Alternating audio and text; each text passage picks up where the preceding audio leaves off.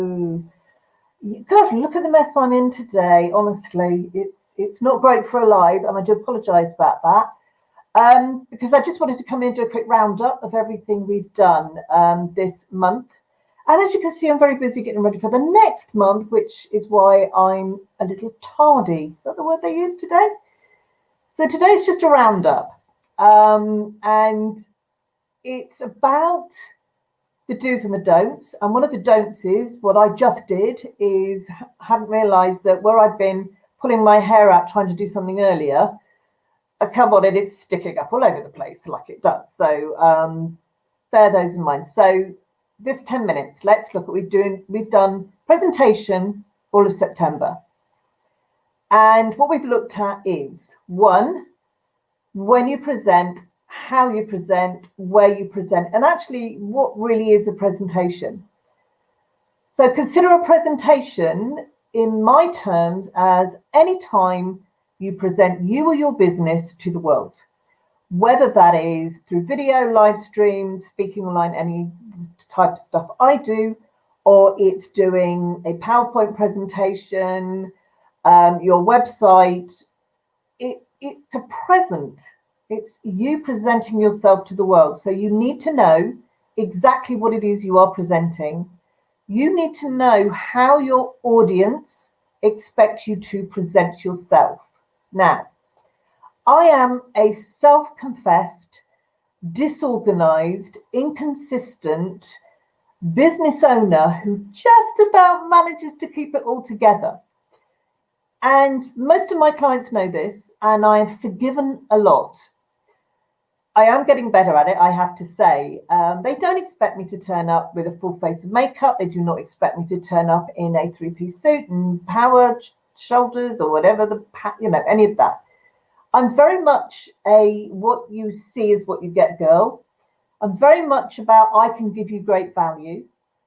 And I'm very much about really helping you to get results, showing you the small changes you can make to be more confident in speaking. And for me, it's all about the speaking. It's all about the message. It's all about the story.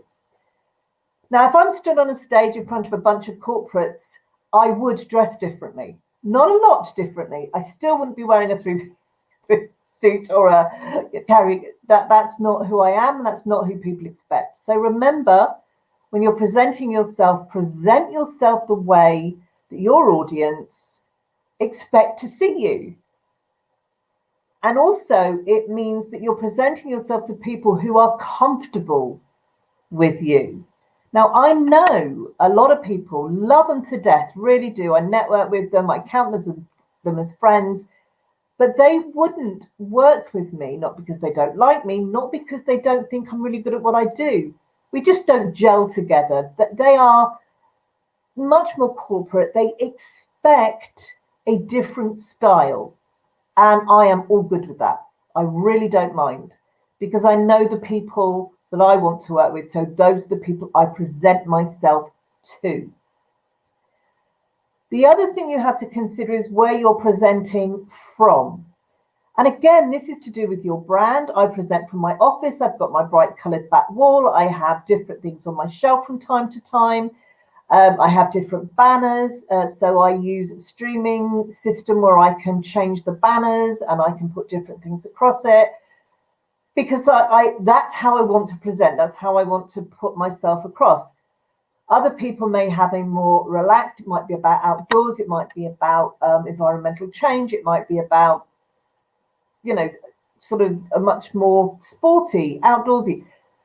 Then you might present from where you do most of your work, where you're outdoors. You may be in a corporate building. So think about where you present from as well, because again, if I suddenly started presenting from a very corporate type office, people would wonder where I was, which is one of the reasons I stopped using the virtual backgrounds. Great fun when we first started, weren't they? Suddenly we all discovered virtual backgrounds, but actually I'm not convinced they do a lot of people a lot of favors, because it doesn't show you and where you present from and your personality and where you work and things like that. So you just have to consider that. I'm not telling you what's right or wrong. I'm just telling you, you need to consider where you're presenting from as much as who you're presenting to.